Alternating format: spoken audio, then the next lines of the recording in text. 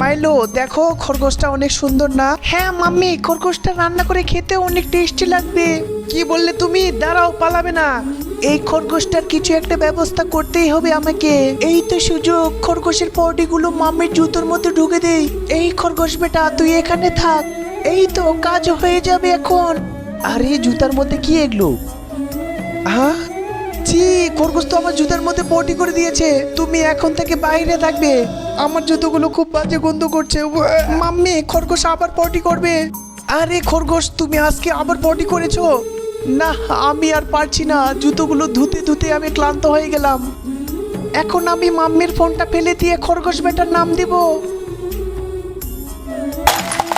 আরে কি বড় শব্দ হলো এখানে!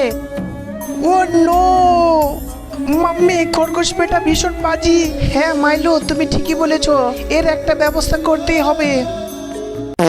মাম্মি, আমি তোমাকে আগেই বলেছিলাম খরগোশটা খেতে অনেক টেস্টি হবে। বন্ধুরা, খরগোশ বেটার জন্য একটা লাইক ও চ্যানেলটি সাবস্ক্রাইব করে দাও।